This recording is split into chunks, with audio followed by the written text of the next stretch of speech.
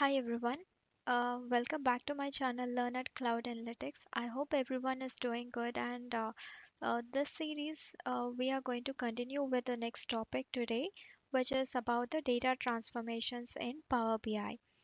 So, we have seen the basic data transformations in the prior session, but today we will try to do some practical sessions to understand a little bit more deeper into the respective functions that we have within the Power Query editor. So, with that said, let me quickly jump into the topics.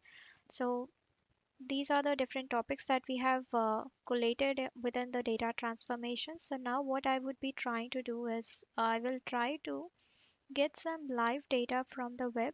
So let me get population data and I would also get some election data from India. I will show you how to get the real data and how we can try to curate the data set as needed. So as part of this, I'm trying to evaluate the population data set and I'm just picking up the first data that I can see on the web. I just go to that population data from the World Bank. And I just need to scroll through this page, and here on the right side, you could find the data set which is available for download. So you have different options in how you would like to get the data set. So for the sake of our practical scenarios, I'm trying to download this as an Excel workbook. So I'll just click on Excel and my data would then be downloaded. So I have my data set downloaded and similarly, I would also try to download the latest election statistical report from India. So I just go to the statistical report from Election Commission of India, and if I go to that particular page, you would see for all the years of election data.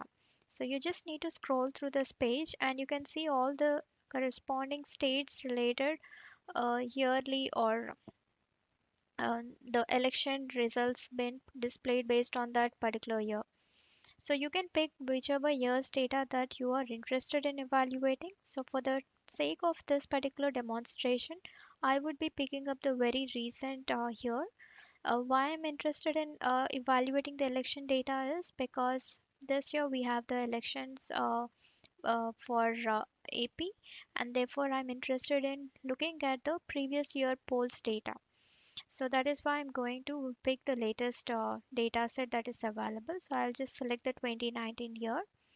And what I would be trying to do here is I will be interested in downloading two data sets specifically.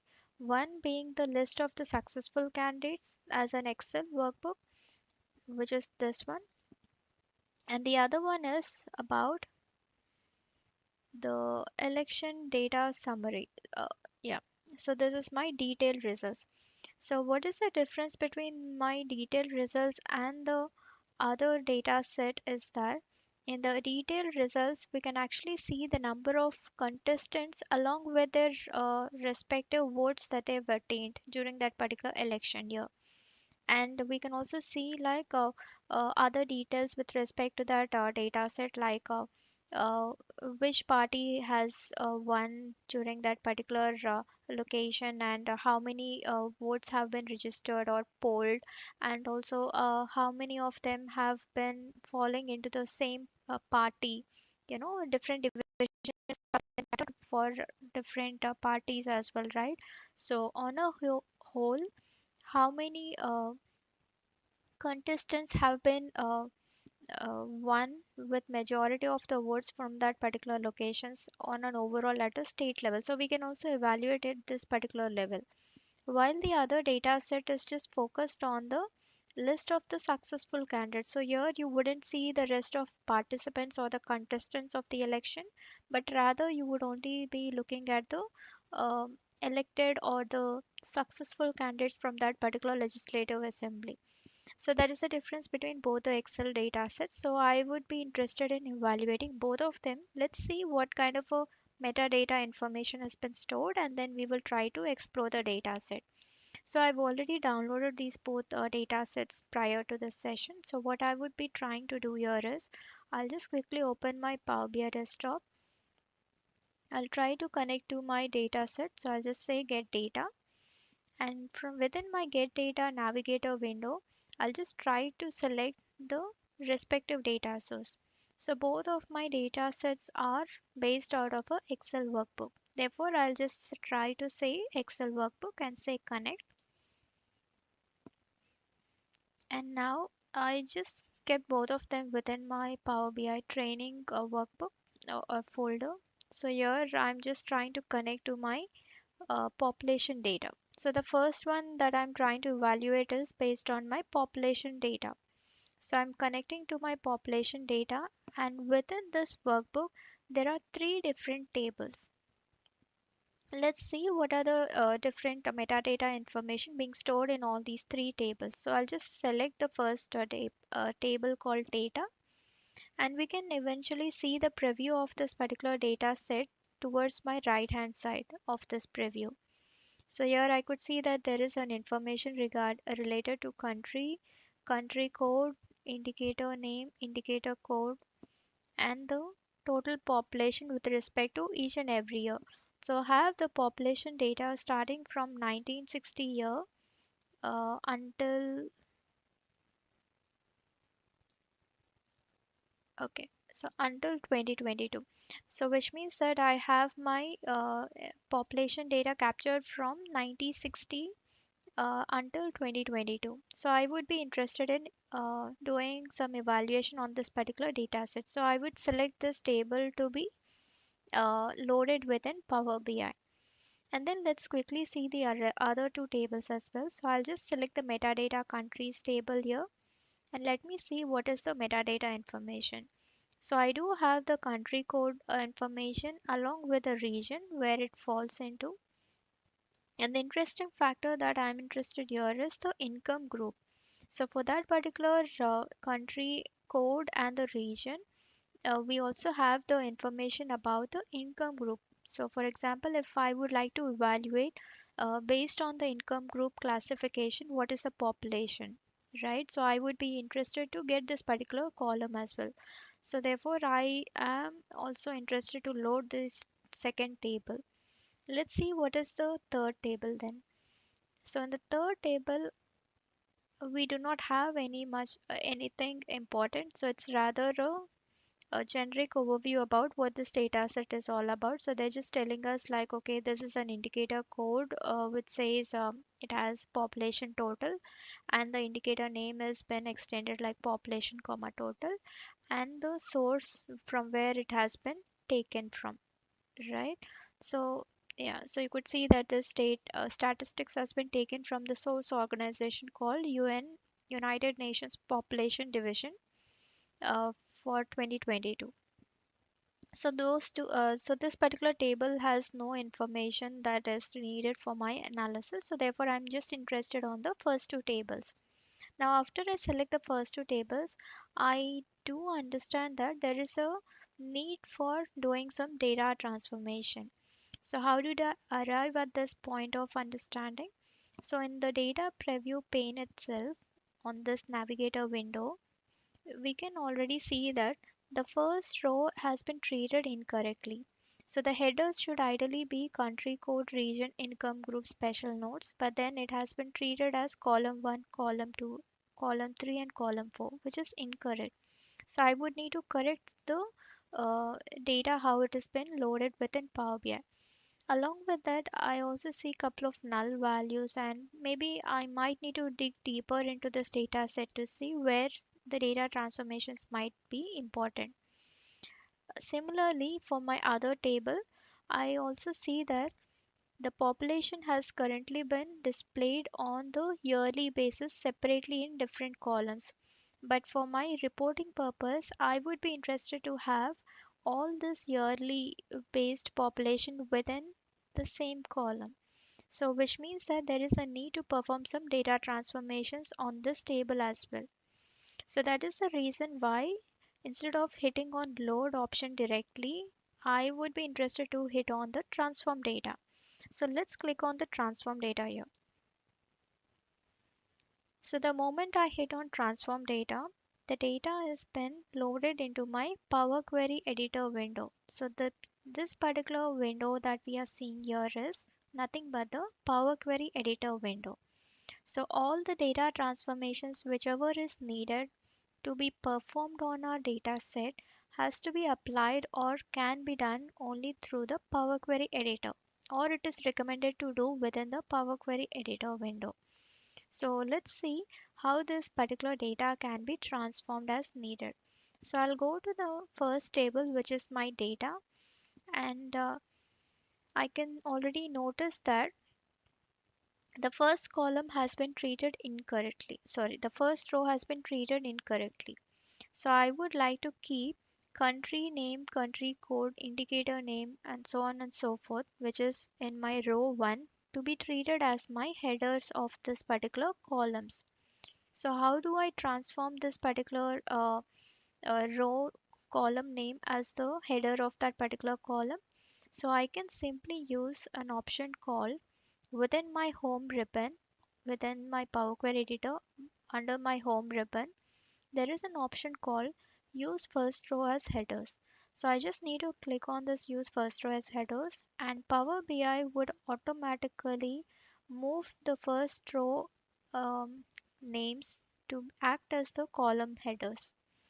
And that is my first data transformation that I have applied on this particular data set or on this particular table. Now let's go through the all the columns to see what are the other changes or transformations that is needed. So the first thing that I would be interested is to confirm if all the column data types have been treated correctly or incorrectly, so that I can make some transformations immediately. So country name is a text column. So the data type that has been identified is ABC. So ABC is nothing but the text data type. So which means that this column is correct. Similarly, country code is also a text column, which is correct. And indicator name is also a text column. Indicator code is also a text column. And the rest of the year columns are also been treated correctly. Right, so I can see all of the years been treated as 1 2 3, which is nothing but the number column, so which is correct. So which means that now I can be looking at what are my unwanted columns or rows that is supposed to be removed from this particular table.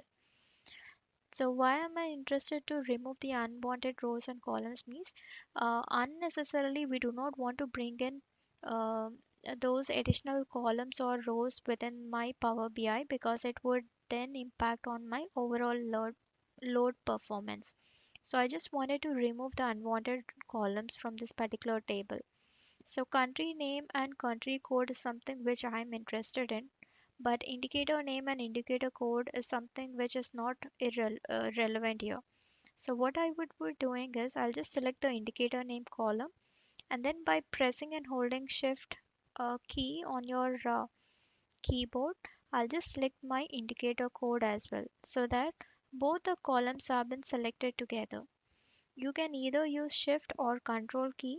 Why I've used shift is because both of them are existing next to each other, so there is no additional column which is in between these two columns. So I just use shift key, but you can also use the control key, which would act as the same.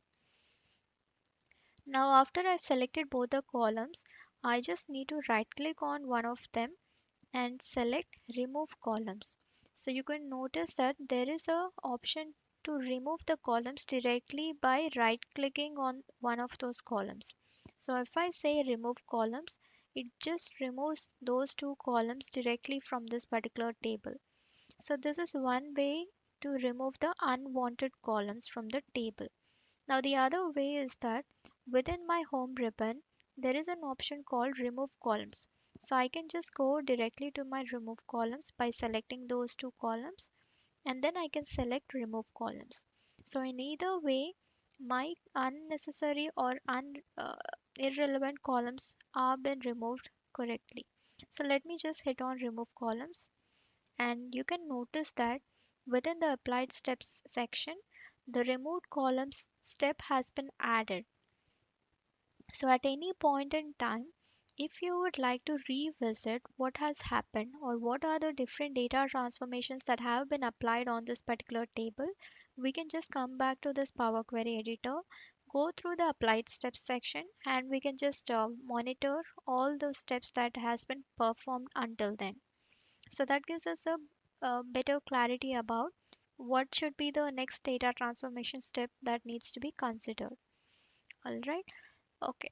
So far we've done two different data transformations. One is that we have promoted the row one to act as the row header, and and then we've also done the removal of unwanted columns from this particular table.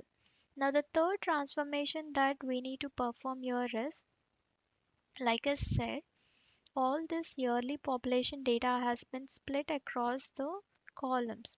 But I would like to see one single column that holds all the years and the next column with the respective population data so that it is easier for me when I do the reporting. So what would I need to do here? I just need to select all these columns together. So how do you select all of them?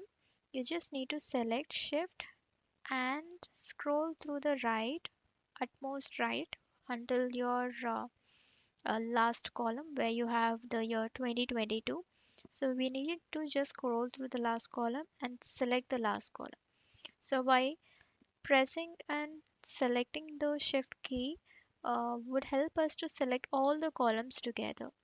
Now after I select all the columns of my individual years data, I will just come back to my transform column, which is next to my home tab. And then within my transform tab, there is an option called unpivot columns. So you can already notice that the pivot column has been disabled or it's grayed out at the moment because we are trying to convert all the different columns into rows. Therefore, we have only this particular option enabled or it is highlighted. So I'll simply select on unpivot columns, and you can notice that it has just transformed all the individual columns data into a row level data. So you could see all the years split into different rows. Earlier it was in columnar structure, right? Different columns. Now it has been separated or transformed into yearly data. Sorry, row wise data. So this is the unpivoting of the columns. So unpivoting would try to transform the columns to rows transition. So if you would like to convert columns to rows, then we use the unpivot columns. But if you'd like to transform the rows to columns, then we use the pivot column option. So this is one advanced transformation procedure in which you can be able to convert rows to columns or columns to rows as required. Okay, so we've been able to convert columns to rows, but then the column names have been inappropriately been called out as attribute and value. So I would like to rename these columns or give it a valid name. So I can just double click on the column name and give this year name as year, or maybe I'll just say population year, and the value to be called as,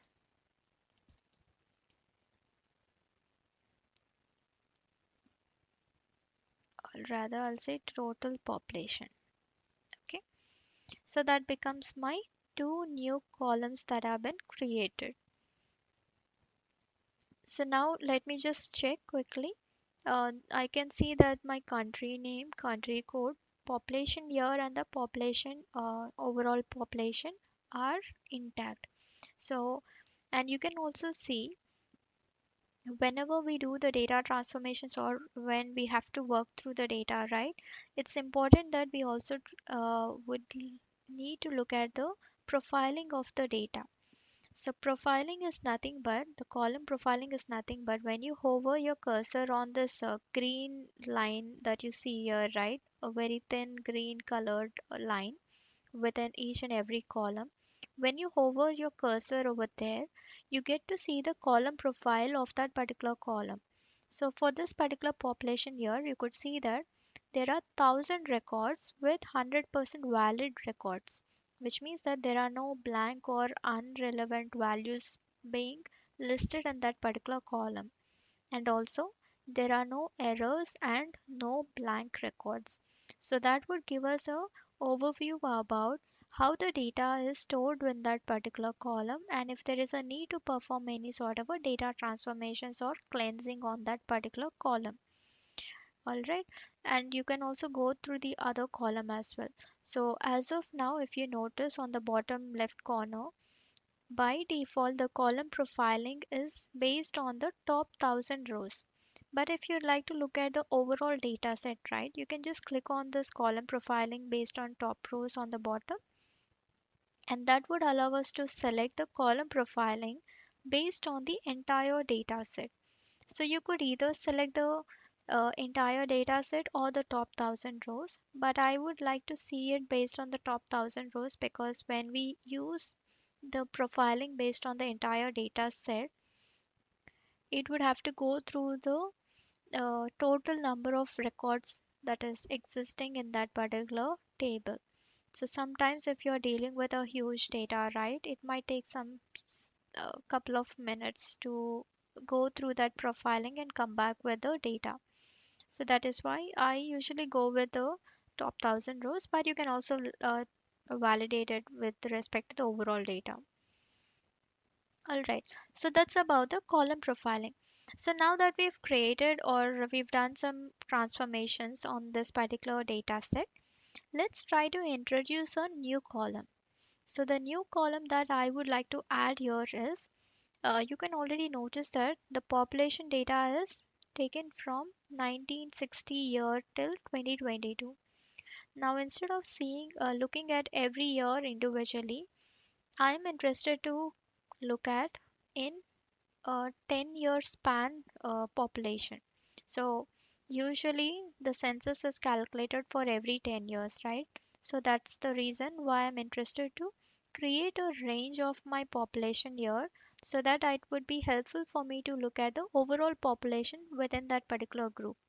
So how do I add that particular new column with this particular condition? So within my transform, we have an option called um, sorry, yeah. So within my transform, within my add column, we have an option called custom column. So if I select this custom column from my add column, this would help me to add a new column based on some condition or based on some formula here. So I can just write a custom formula within this particular empty box, and through which I'm able to create that condition enabled on that particular column, and that particular range has been created successfully. So let's see how I can be able to write this formula. And remember, whatever query that we try to create, or whatever function or whatever logic that we might need to create within my Power Query editor, this is all based on the M language. So M language is a formula language, or it's a functional programming language like any other functional languages, where it uses certain syntax, and it is case sensitive. So wherever it is needed to be written in uppercase, we should be using it in that way, or if it is in lowercase, we should be using it in lowercase, but vice versa is not allowed. So let's try to see how we can create this custom formula. So my condition is that based on the column population here, so how do I say, sorry, if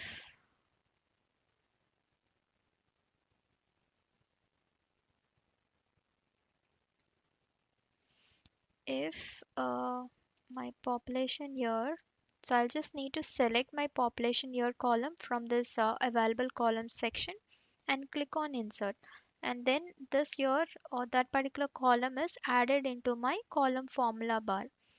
And my condition is that if population year is greater than or equal to 1960,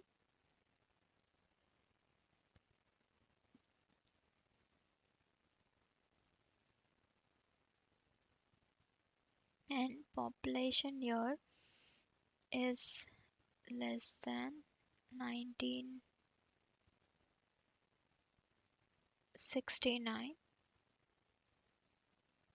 then 1962, 1969.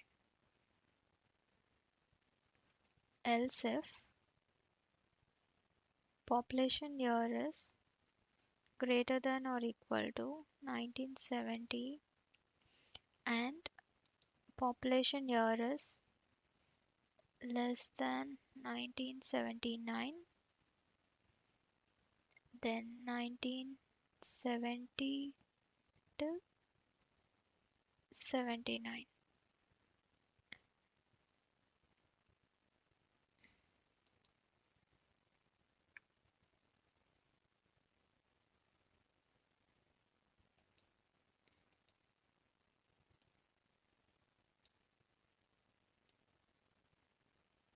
I'll just copy this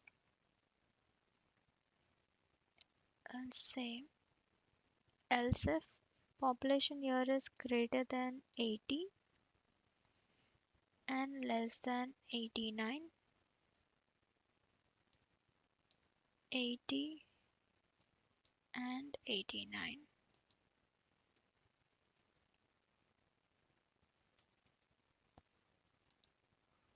Else null.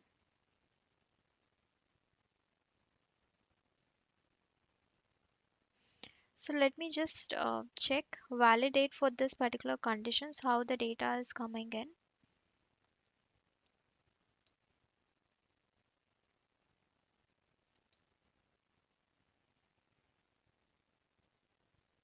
Right. Okay.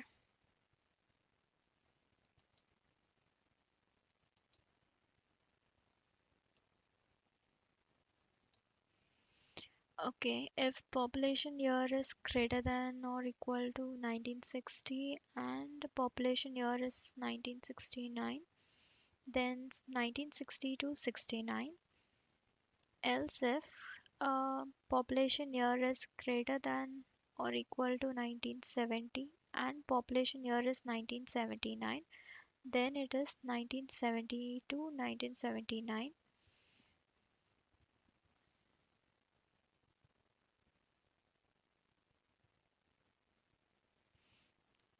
Let me do one thing. I'll just copy this and open a notepad.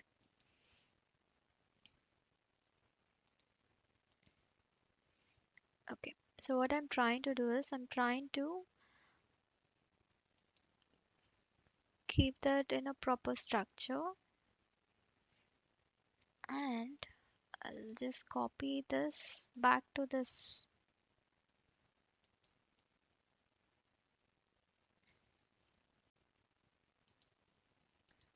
Okay.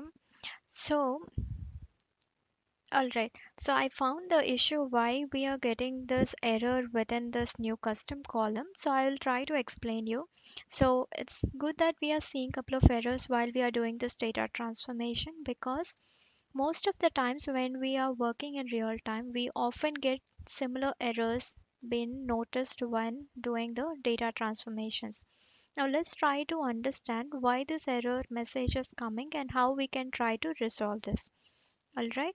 So you could see that the moment this custom column has returned an error, the column profile for this newly added custom column is showing as 100% error. So you notice that all of the records coming in this particular column have incorrect values, or maybe they are having some error values. Now let's try to understand what are these error values saying and how we can try to remove them or remediate them. So the reason why it's giving us an error is, let's try to see and understand this error. So when I click on the error, it gives us a detailed explanation of what is happening here. So you could say that it is an expression error, and it also gives us a description saying we cannot apply the operator less than to types of number and text. Okay, which means that in my custom column calculation, right, and that particular function logic, y- let me show you. So I'm trying to create a conditional column based on my population year. And if you observe, population year is of the type data type ABC, which means that it is a text data type. And we are trying to compare it with a numerical value. So whenever we are trying to compare the text data type values, it should be denoted in a textual format or in a string format, which means that it has to be treated within quotes. So like 1960, like this. Then it would be considered as a valid one. So I will show you that as well. But instead of doing this, um, the right way of simplifying this or doing this is another way. So I will also show you that. But let me see what would happen if I just try to change this condition with a string value, because population year column is of the data type text, and therefore the values that are within that particular column are treated as a textual column.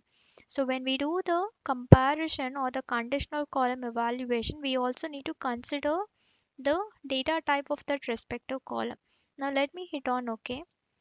Let's see what would happen.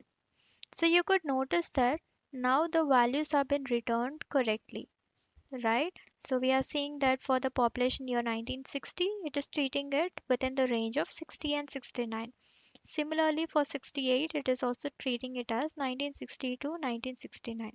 But for the year 1969, it did not return any value. We will try to understand. But if you notice, the column profiling is still showing as 100% error values. So why is this even happening? It's because the data profile or the column profiling that is been displayed here is based on the data type and the values. So Power BI has that intelligence in identifying the values which are residing in that column and what should be the right data type. And then for some reason, if the data type has been mistreated, then we would be end up with these kind of an errors. So the formula is correct. However, since the data types are not matching, it is throwing it as a error message. Now, how do I try to correct this particular one? So I will try to remove this and go back to this custom column formula. Now, instead of this, I'll just remove and keep it within as a number value, as a numerical value. And so let me remove the codes for each and every year. Okay. And for 1980 and for 1970 as well. Okay, now let me hit on OK, and we are getting the errors. However, if you notice, the column profile is not showing everything as errors. You see, there are errors, but we still have some valid values. Now let's try to see how we can get rid of these errors. Ideally, if you notice, the population year column data type should be of numerical data type, because all of these values are stored as integers, right? So they are not been stored as textual values. So it's important that we change this particular data type as number data type. So how do I do that? So after the previous step of my custom column, I'll just go back to my previous step, and then I will change this data type by clicking on this ABC. So next to my column name, I have ABC. So I'll just click on this ABC, and then we have been displayed with all the appropriate data types or all the valid data types that I can choose from. So since this is of an integer value, I'm just selecting it as whole number 1, 2, 3, because there are no decimals. And now when I click on that, Power BI is asking me, or Power Query Editor is giving me a warning or a information saying that this would be added as an insert step. Why? Because I'm trying to add this step or trying to do this transformation before my custom column that has already been created. So that is what it is explaining here. It's saying, are you sure you want to insert a step? Inserting an intermediate step may affect subsequent steps, which would cause your query to break. Okay, but in this particular scenario, there is nothing harmful that is going to happen by inserting a new step within this particular data transformation. So I'll just say yes, I'm good to go with the insert step option. So I'll hit on insert, and you could notice that immediately the data type of this particular population here has been changed from ABC, which is my text, to 1 to 3. Now I'll just go to the next step, which is added custom. Now when I click on that, you could notice that all the values are now been transformed or are been presented correctly. The reason why I'm still able to see the nulls or the empty records is because I've only given the condition for few records but not for everything. So we need to correct that condition. So I will go back to my condition where I have this and say that okay, this should be equal to, because I'm also trying to consider that particular year, so that would be less than or equal to as well. Okay, now the next condition that I would need to add here is I will simply copy this step and say if it is greater than 1989. Okay, 79. No, no, yeah, this should be 1990 because we are considering it in the previous condition. 1990 to 99, and that would be 90 to 99. And the next condition is 2000,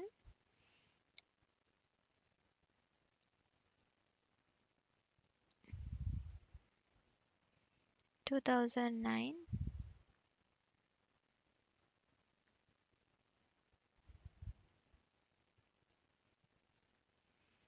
All right, and then my next condition would be 2010 until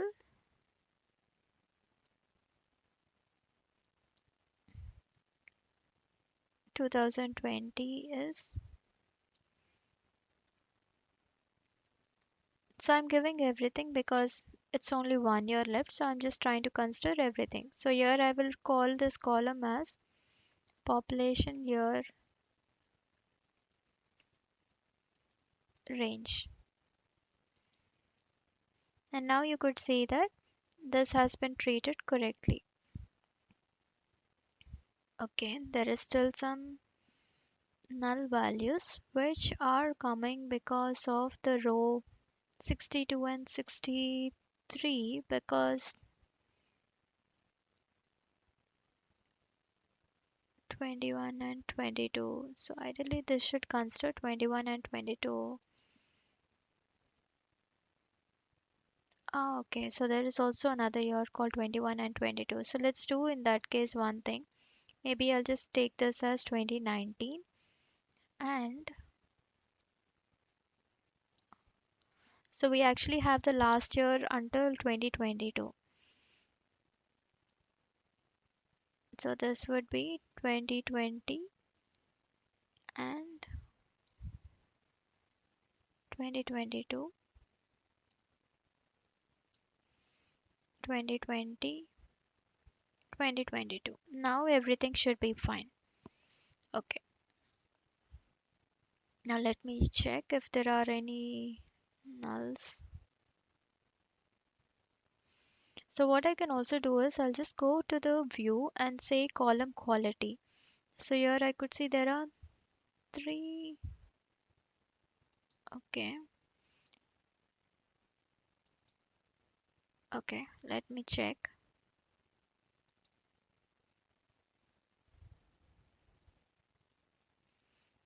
So which means that it has it did consider everything. I do not see any null values.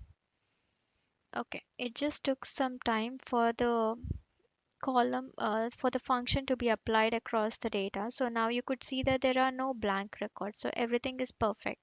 So there are zero records, right? So it just took a couple of seconds for that to be synchronized. So I've not done anything. Rather, I just updated all this and yeah. Oops. Let me just remove that.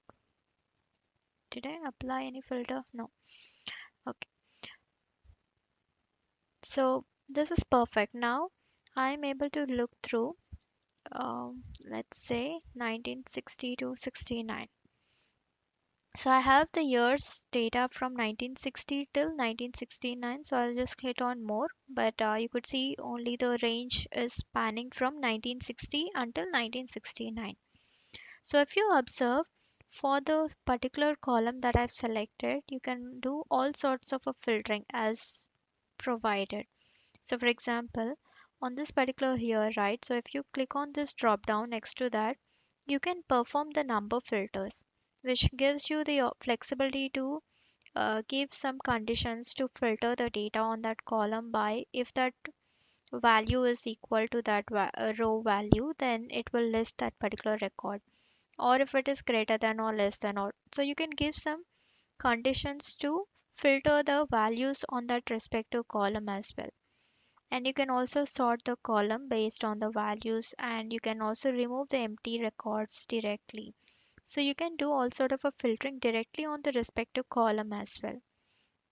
Okay, so this is all my data transformation steps that I'm interested in on this particular table. Now let me go to my second table, which is my metadata for my countries for the population data. So if you notice carefully here, this particular table has only the data for country code, region, income group, and there is some special notes which is giving some explanation of that particular uh, income group or maybe for that particular country code value. So we don't have any other record or any other columns apart from this. So this table is nothing but it is a pure dimension table. So how am I able to refer this as a dimension table or a lookup table is because this particular table has no information regarding the business, but rather it is just having the information about the particular um, product or maybe regarding all the dimensional values. And you can already see that my country code records are unique and it's not repeated. So it doesn't have any nulls nor it has any duplicate records within this particular column. So if you notice everything are unique, right? So there are no null records as well, which means that this is my uh, primary key on within my metadata countries table. So therefore I will try to rename this table name as dim countries. Dim represents that it is a dimensional table and I'm calling that by dim underscore country. So it's easier for me to know what sort of a table is that and what is the data that is been stored within that table as well. Alright. Now the first data transformation that I would like to apply here is that I would like to use the row 1 to be acting as my column headers. So in order to do that, I will again go back to my home tab within my Power Query editor and I will click on this use first row as headers. So I'll just hit on use first row as headers and you can notice that my row 1 has now become the column headers of that individual columns. Alright, so far so good. Now what else do we like to do here? I would like to. Okay, okay. So I will also rename this data to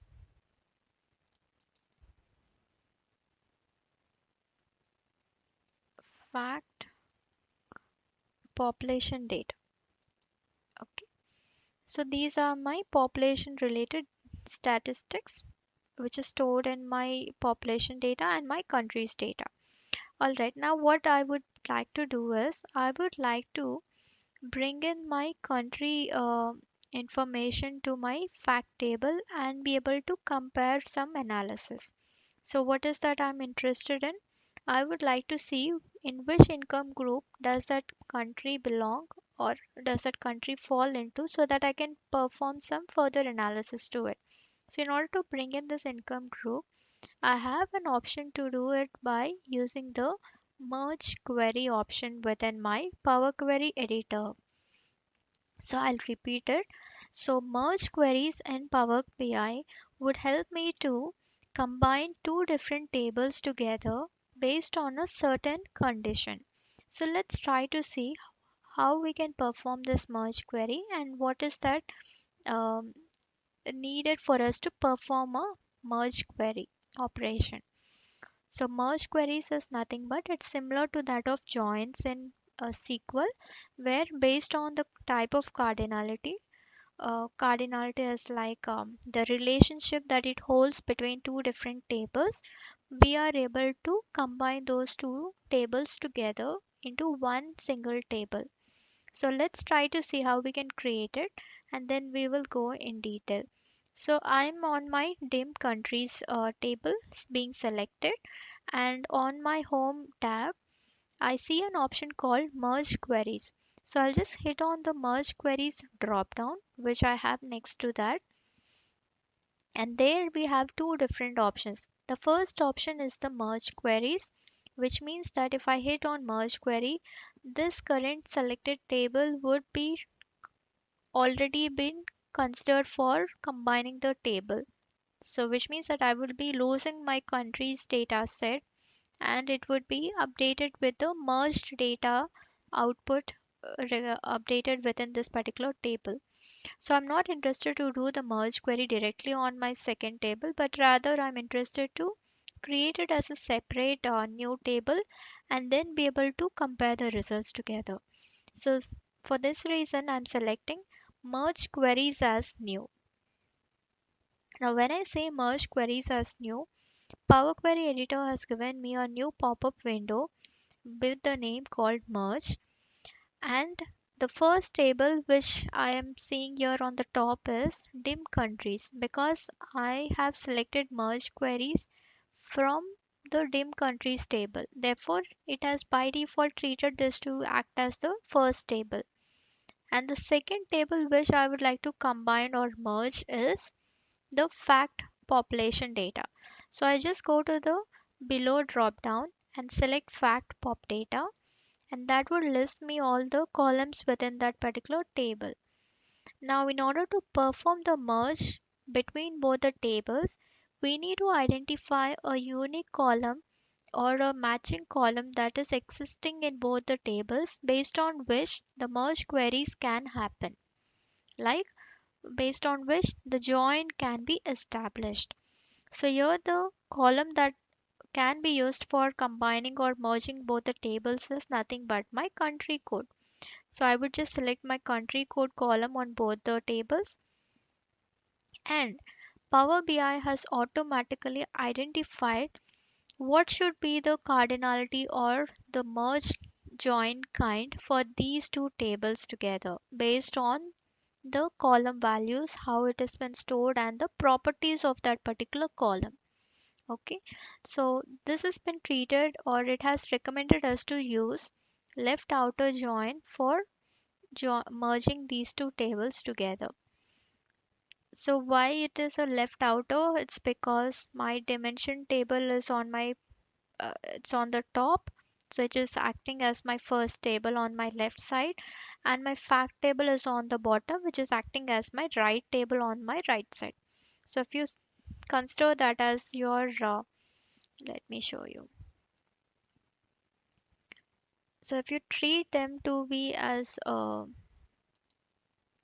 this is your dimension and this is your fact table. Okay, so this is my dim countries And the other one is,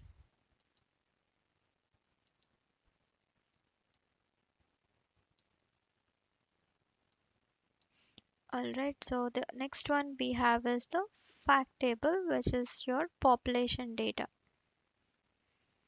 So these are the two tables on which we are trying to perform the merge query. Right now, what condition is available within these two tables, or what is the cardinality that we could apply?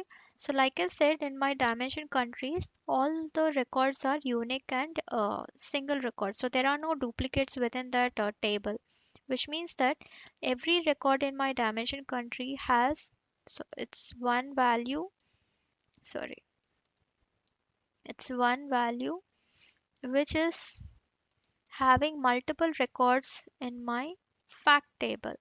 So there are like multiple tables. Therefore, when I try to perform a merge query, it is a, so what kind of a condition will that be?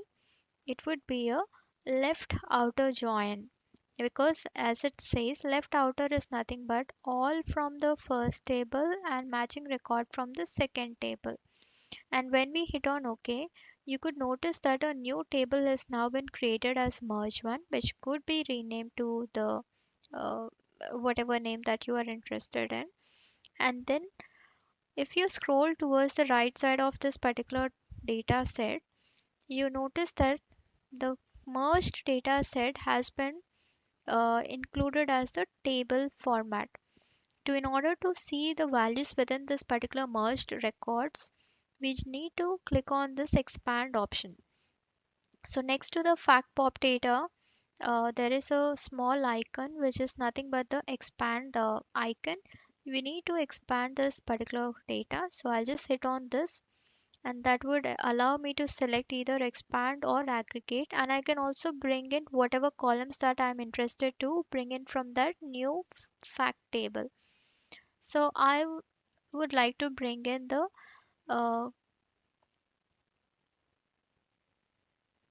country name. Okay, let me see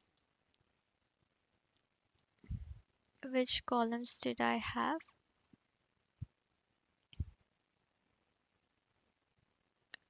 All right.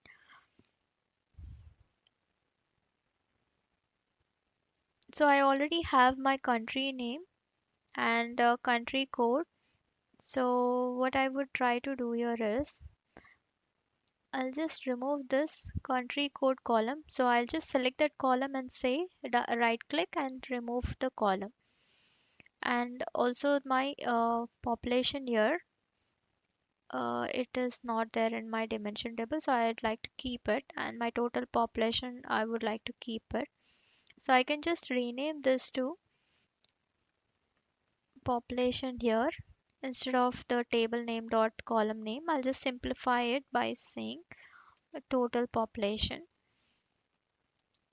And this is my population year range, so I'll just remove this unwanted table name text, and I think we are good to go. And this table name, so I don't want this name of my country again, because it's already there in my other table, so I'll just remove either of them. So I'll just remove this column, and for the other column I'll just rename it to be a country name, and that's it. So we've done some removals and some renaming of the columns, and now we have the income group, we have the region in which it is there, and we have the country code from the dimension table. We also have the country name, population year, and the total population along with the population year range. So these are the different transformations that I'm interested in.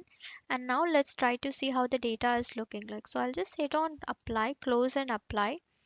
And that would be trying to load the data within my Power BI. So until now, until the Power Query Editor window, what we have seen so far, the data is not yet loaded completely into Power BI.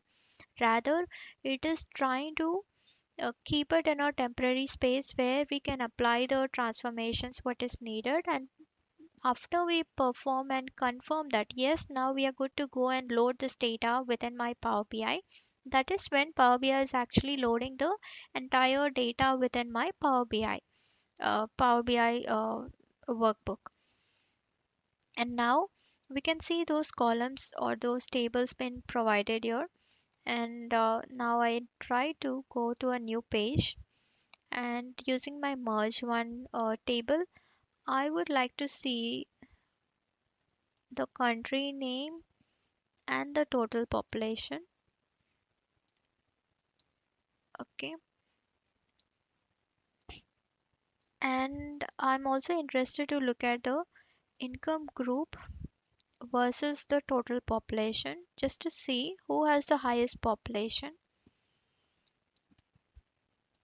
All right, I'm also interested to look at,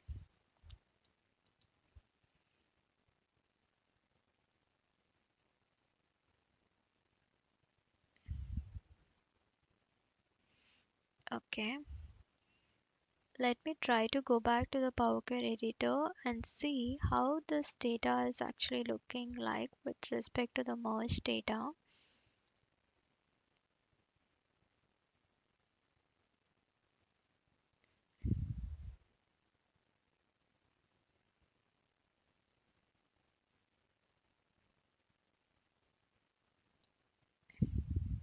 Okay,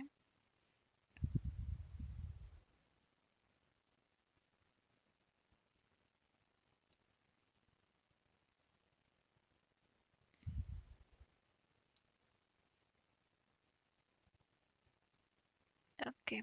So there is a huge population for certain regions, and therefore, when I'm looking at in a visual representation, the total population are been treated in a higher values.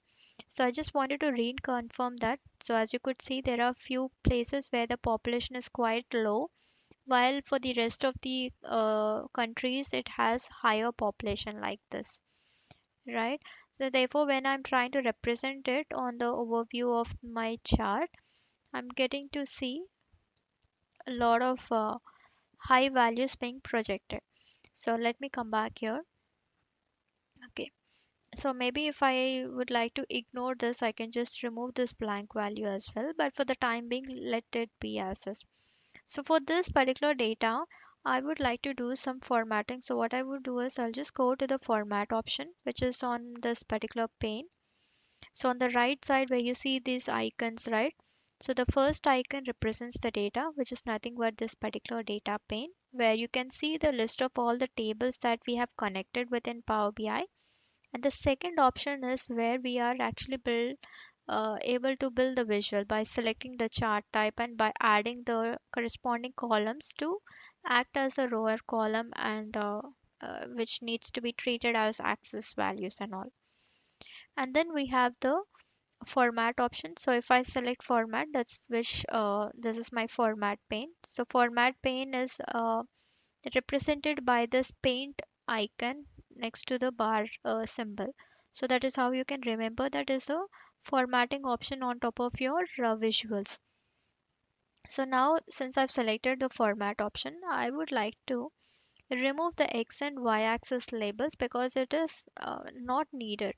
So I would just go back to my y-axis on my visual pane or on the visual tab, and not for the values, but I'll just disable this turn off my title on my y-axis. So y-axis is nothing but the vertical um title that you see here, right? Income group. So against the vertical values, that is nothing but your y-axis. So I'll just disable the title on my y-axis. Similarly, on my x-axis, I would like to turn off my title. Now I would like to enable the values on my individual bars. So I would like to see what is the overall population within that particular income group. So for that we have this option called data labels within my visual formatting tab itself. So I just need to turn on my data labels, which would allow me to see the values of that corresponding bar value next to that. And there are few options in which how I would like to arrange this as well. So we will see that. So by default, the position is treated by auto, but you can select whether you would like to display the values inside end, or if you'd like to display it outside end, or if you would like to display it inside center, or inside base, which is on the bottom side. So you could see the changes that are happening at the moment when I'm making these changes. So when I select either of the position values, the data labels that you see here, right, like 0.31t, all these have been uh, fluctuating, or the positioning of that data labels are moving from uh, left to right, or in between, or outside, based on what position that we've selected here. All right. So with this, I'm able to understand that okay, for upper middle income, it has the highest population, and the lower income group has the lowest population. So in this way, we are able to make some further insights out of this particular data set. And here also you could see that which country has the highest population. So you can already see that the first one is the world. So probably it's a group of larger regions combined together. And yeah, so I think okay, let me check how this particular data has been added up here.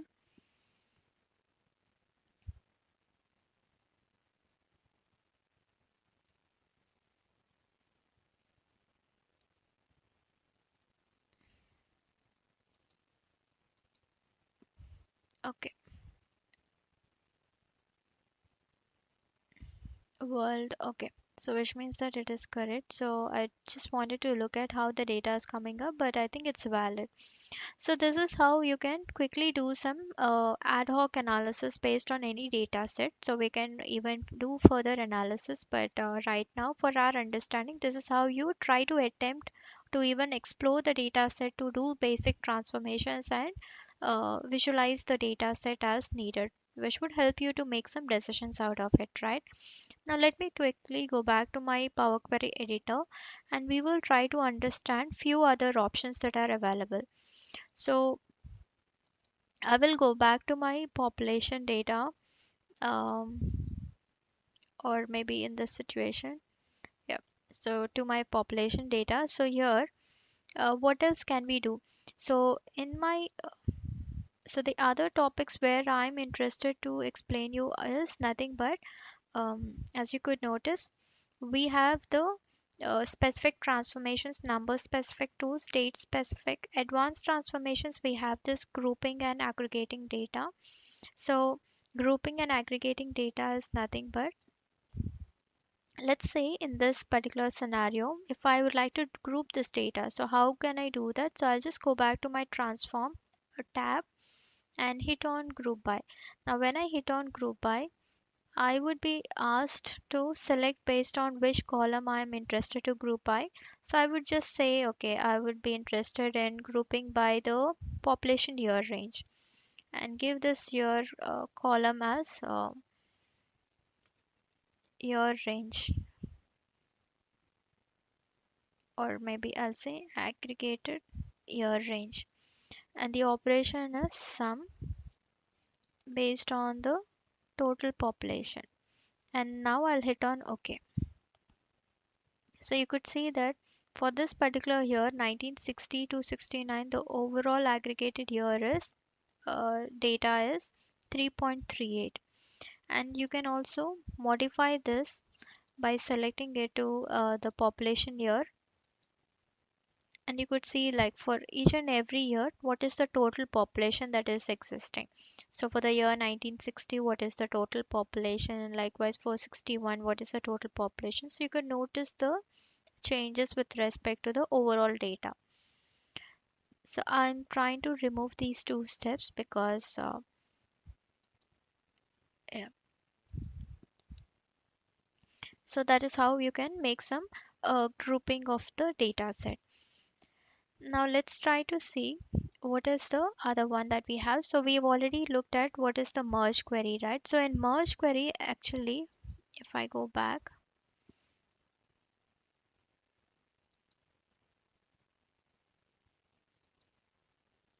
I'll just show you quickly the different options that is there. So when I say merge queries as new, select my other table, dimension countries, and select the country code and country code. So within my join kind, if I select the drop down, you can notice that there are different ways in how we can perform this merge query.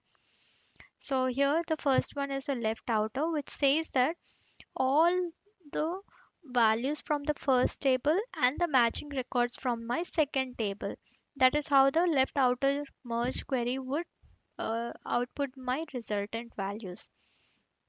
And the opposite of that is my right outer, in which all the records from my second table and only the matching records from my first table are being considered in my resultant data. And for the full outer, it just combines all the records from both the tables together and presents it in my resultant output data. And for the inner join kind, it is only trying to bring in the matching records from both the tables. So whatever rows are matching in both the tables, only that particular data has been extracted into my merged table. And the left anti is where it is like only the first table records have been considered, not even the matching records, just the first table records have been retrieved into my resultant table. And for the right anti, only the rows from my second table, and which is not including any matching records from my first table. So that is about the left anti and the right anti.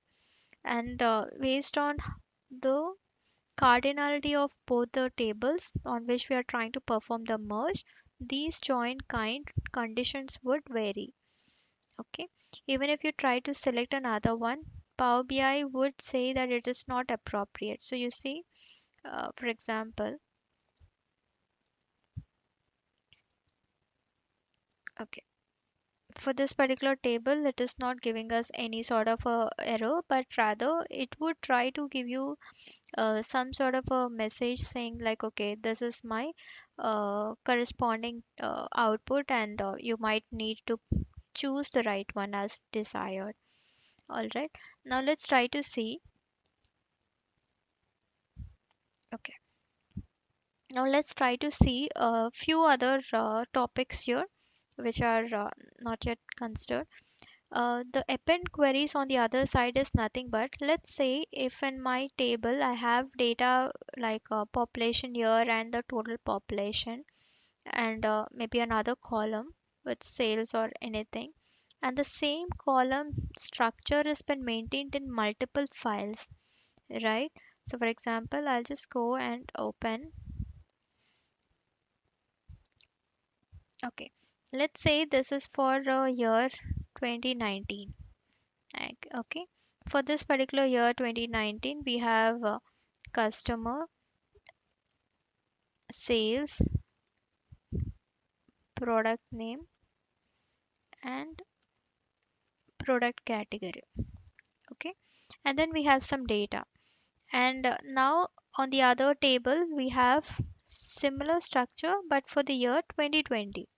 So for every year, you're getting separate table uh, or a separate data been captured individually, but the structure is still maintained the same, like structure in the sense the column structure, like the column names. So in 2019 and 20 table, we have the same columns like customer, sales, product name, and product category. And if you would like to combine all these tables together and bring in a consolidated data set, that's when we would use the append query option within my Power Query editor. Okay, so it's again the similar way, like you just need to come to the append query and select based on which two tables you'd like to combine.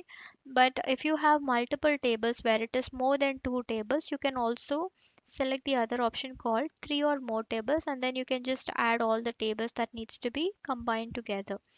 And you can also read this caption or the description given within the append window, which is saying that it is trying to concatenate the rows from two tables into a single table.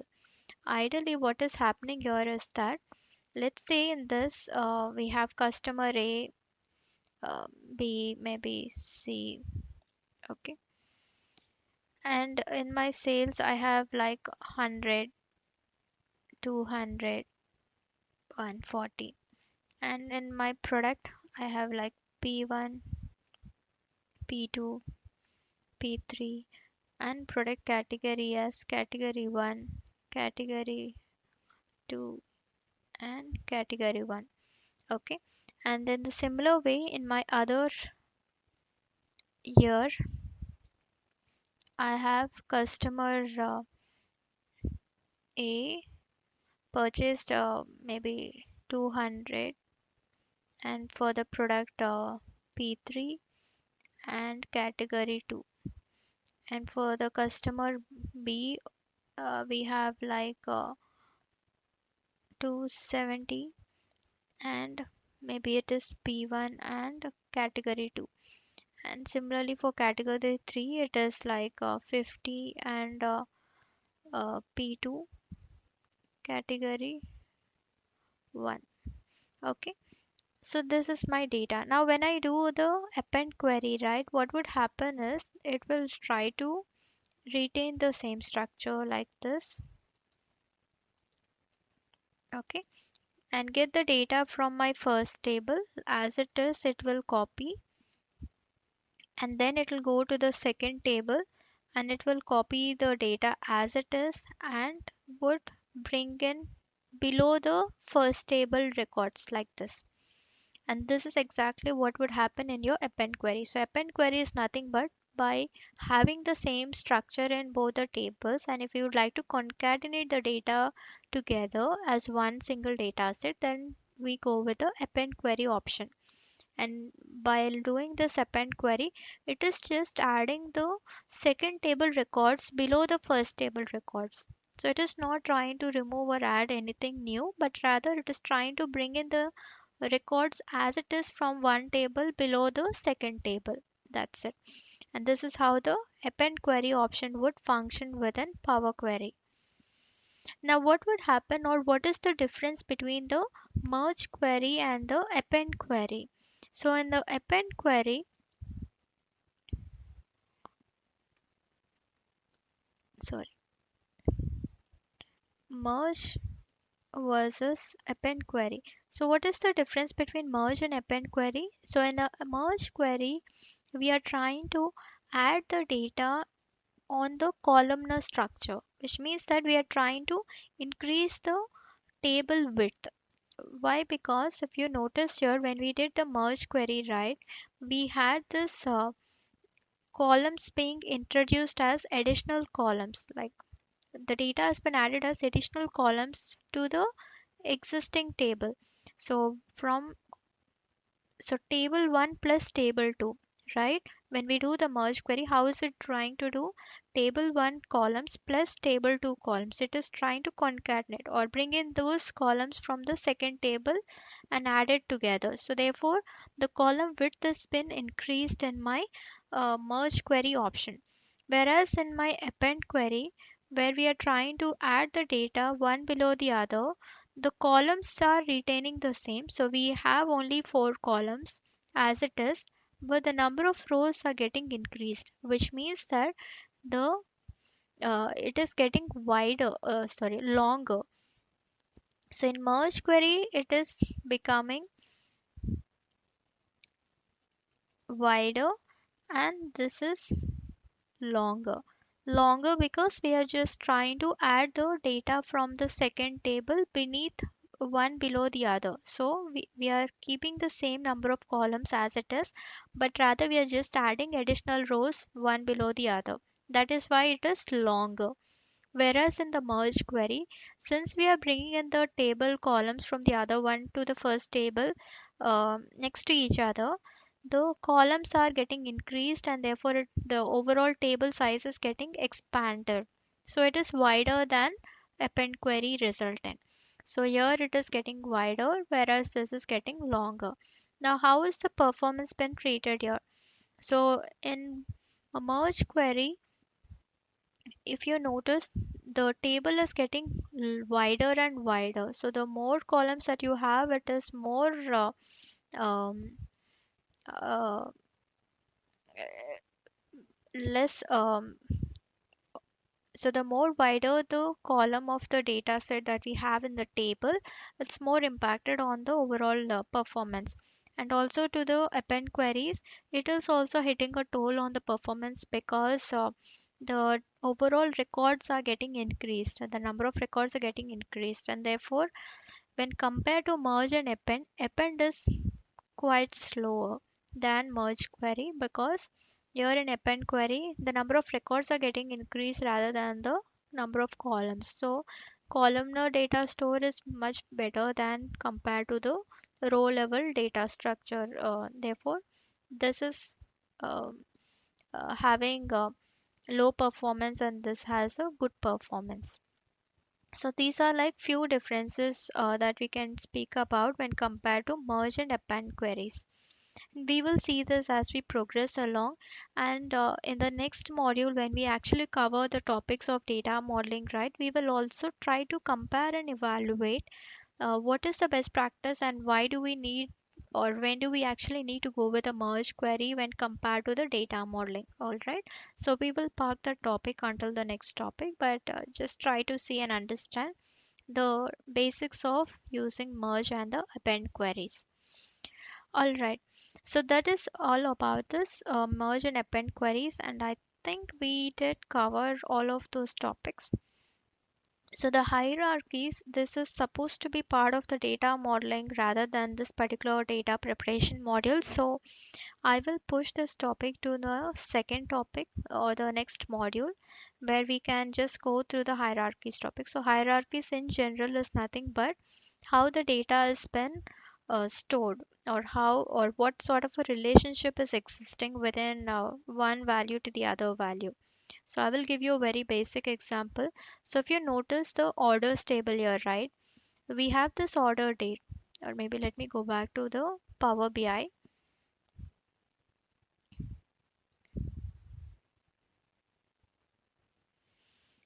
All right. So if I go back to this Power BI, right, and I'll go back to the new page, I'll just expand this orders table, and you notice that there is a date field called order date. Now there is a arrow next to that. So if I click on this, you could notice that there is a date hierarchy created automatically from this order date. So there it has a hierarchy. So what is happening within the date hierarchy? Now let me expand it. You could see that all the date parts of that particular order date has been stored separately, like year, quarter, month, day.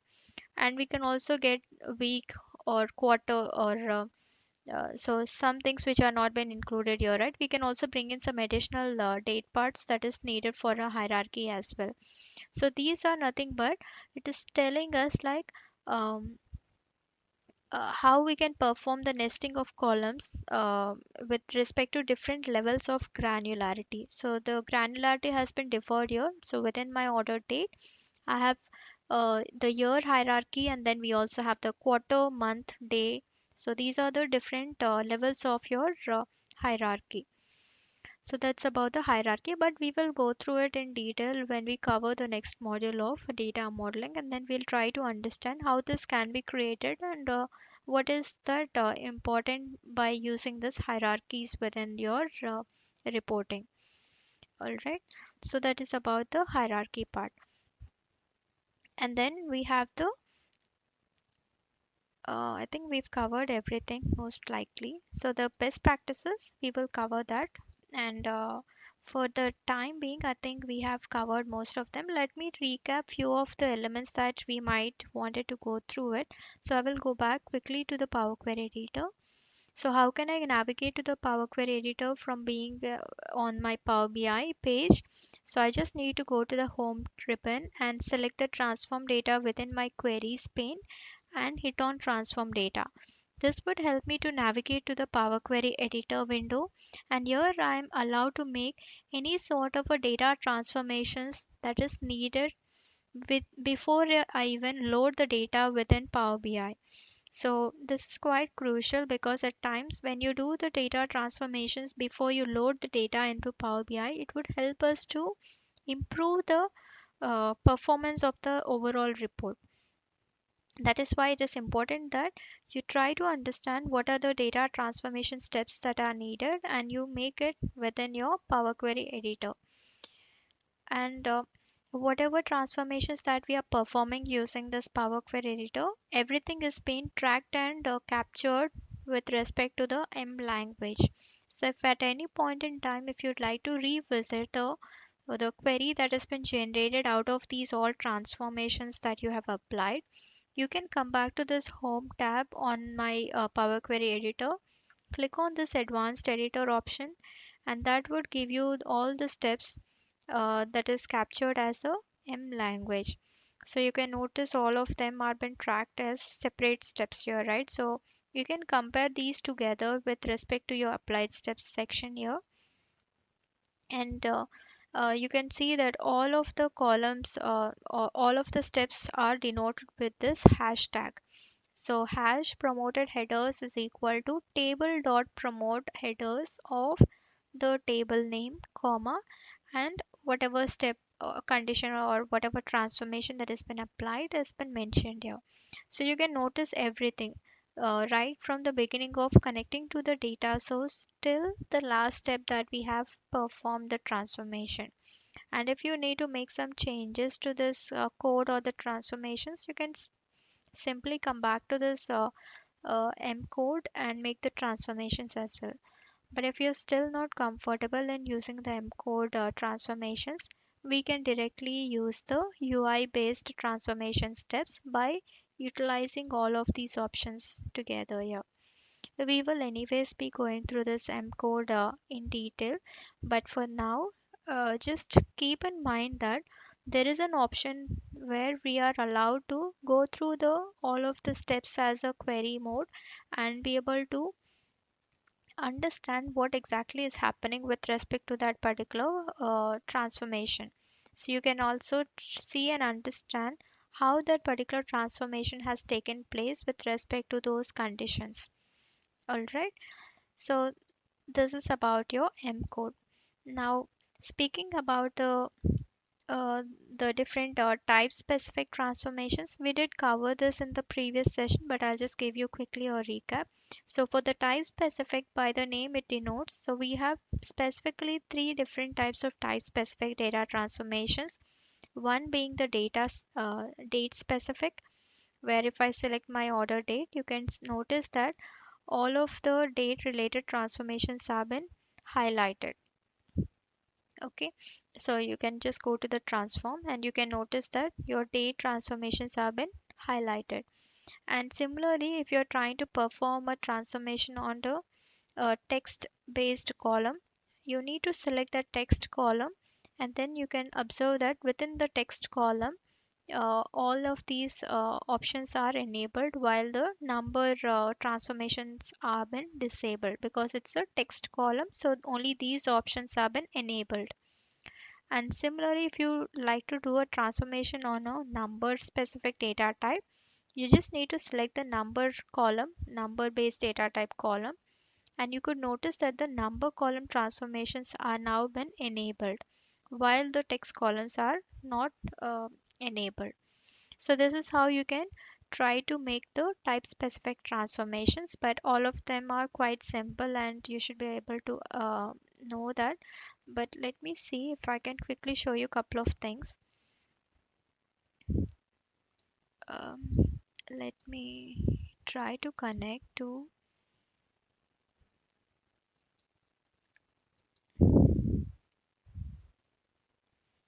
because my orders data has everything in the right format. I'm trying to connect to something which can be transformed. So I'm connecting to my polls data, like this is my election data.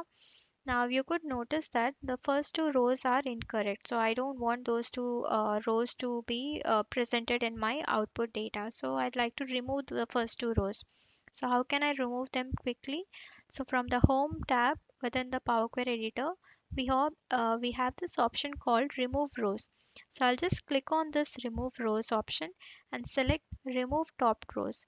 When I hit the remove top rows, it is asking us to provide how many rows from the top you would like to remove it. So I'd like to remove the top two rows. So I'm just giving the number as 2. And when I hit on OK, you would notice that the first two rows have now been removed from my table. And now I see that the row 1 has been treated incorrectly instead of acting as a column header, so it is treated as the row 1 value. So this needs to be used as a header value. So for that, I will again come back to my home ribbon or my home tab and select this use first row as headers option. So I just need to click on that, and that would consider my first row to act as the column header. So now my data is looking good. Now what else do I need to perform here? All right. So I just spoke about the type specific data transformation uh, tools, right? Like where we have the date transformation options, and we also have the text and number based transformation steps. So for this particular column, you could notice that for every candidate there is a value been given, like one Ashok or two Priya or three Dasari. So I would like to divide or extract the numerical values as a separate column and the textual values as a separate column. So the simpler way of doing this is that I can simply select this particular column and use the option called split column. Now when I say split column and click on the drop down, there are different ways in which I can be able to split this column into my required partitions. But since my column values have number and the textual related values, I would like to partition this by digit to non-digit. So digit is nothing but numbers like 1, 2, 3, 4 like that, and non-digit is nothing but the in textual values. So when I click on this, you could notice that it just split that candidate name into two separate columns, one being with is holding the numbers as 1, 2, 3, and so on and so forth, and the other column it's just holding the candidate names which has just the string values. So in this way I'm able to easily split my columns into the appropriate ways. And what you can also try to do is for every step that you're making or performing on the data set, you can just try to give it a proper name, which would allow you to recall when you're trying to go through it. So, how you can try to rename the step? Just right click on that particular step and have this selected as rename, and give this option like candidate name or split candidate name. Okay. So which is simple and easier for me to understand. Okay, I did a split transformation on my candidate name column. Now, what else can we perform here? So let's say that this is my text data type, right? Now, if you observe, some of the candidate names are given in all in uppercase, while some of them are written in like first letter in capitalized, and while others are in lowercase. So I would like to bring everything in a unique format, which means that either I would like to see all the names in uppercase or in lowercase. All right, so how do I do this? So again, I just need to select that particular column, and to perform the text based transformations, I need to go back to the transform tab, and within my text column transformations we have this option called format. So I'll just click on this format drop down, and we can just select uppercase.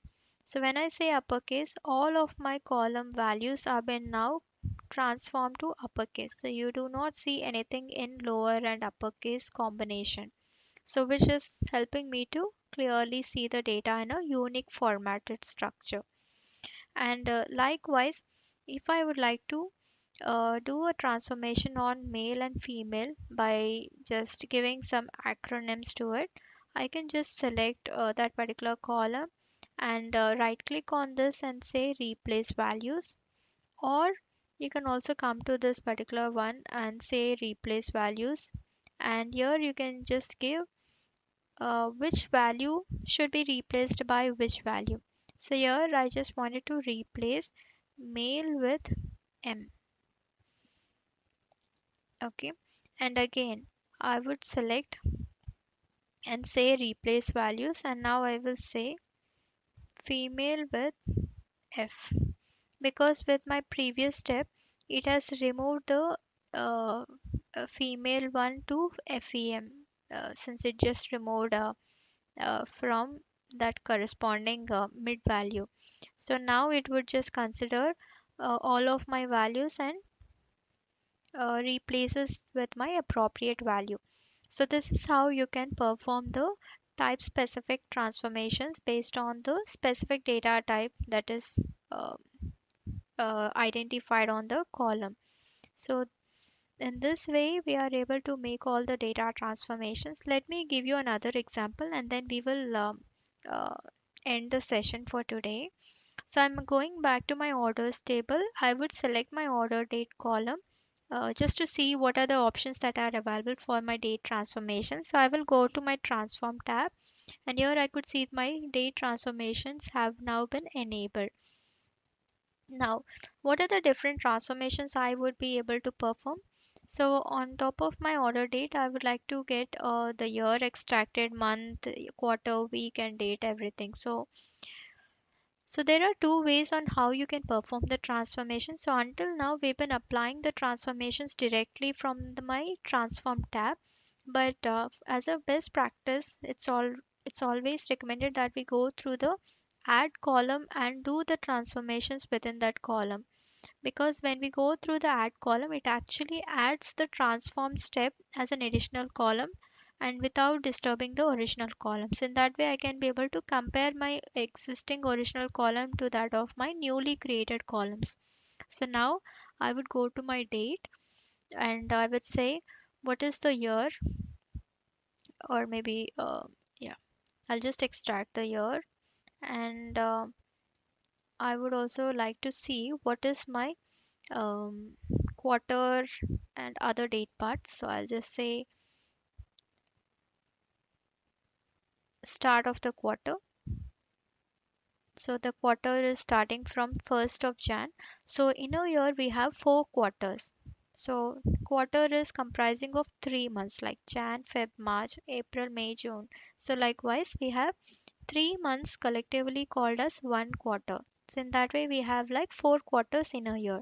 So we can see when is the quarter starting for that particular date. So that is also one sort of a transformation step that you can apply based on your requirement. And maybe if you're interested to look at the week of that particular month, you can also select that. Or when is the week starting? So you can just start click on that as well. So you can say like, okay, when is the week starting? So week starts on this particular day, so that it'll be easier for you to make some decisions on, or use that as another step for further transformations. Or maybe if you'd like to see what is the day of week, so you can just select this, and then you could see like 0 1 2 3 4. So by default in Power BI, the day of the week always begins from Sunday, which is on treated as zero value, until Saturday. So if you would like to make some changes to it, you need to consider this into mind and then make the changes as needed. All right. So we will see that how we can make those changes as well. But remember that the day of week is treated by default as zero, which is falling on Sunday. So in certain places or for certain companies, the weekday should start from Monday, or for some it should start from Friday. So it depends, right, on your business use case. You might need to make some transformations to fit into that requirement. So in that way, you need to understand what is the default value that has been treated, and based on which you are able to make the necessary changes. So this way you are able to perform all the required transformations and save it and load it back. Now the last thing that I would like to bring up here is that quite important in case, so all the tables that you are seeing within my queries pane, right? So we have currently 8 different tables. Now probably you're still working on couple of the tables which are not yet ready for your reporting purpose. So in that case, what you can do is you need not load all the tables into your Power BI, but can retain it on your Power Query editor. So how can you restrict the table being loaded into Power BI? You can just right click on that particular table and unselect this enable load. So what happens when you unselect the enable load means, when you unselect, Power BI will not load that table into Power BI from Power Query Editor to Power BI. So the data is not been loaded, and therefore the query execution or the column profiling would happen much faster. So let's see, I'm just removing this data load of merge one table. Let's see what would happen. So observe that it has now been changed from this format to this format, which is italicized format. And now let me try to apply close and apply. Now when I hit close and apply, Power BI will try to load all my data which is newly created, but you did not see that merge one table being loaded. Alright, so in that way you're trying to improve the query execution of your tables within your Power BI as well. So this is all about the data transformations and the basics of the type specific and advanced transformations that can be applied onto your data set. So I hope this was clarified and was helpful for you to understand how you can make all the required data transformations. And in the next module, we will be looking at the data modeling part, and we will also try to do a lot of practical scenarios. So with that said, thank you everyone, and please do subscribe, like and share, and please do leave a comment in the comment box if there are any suggestions or requirements that you have that can be supported. Thank you.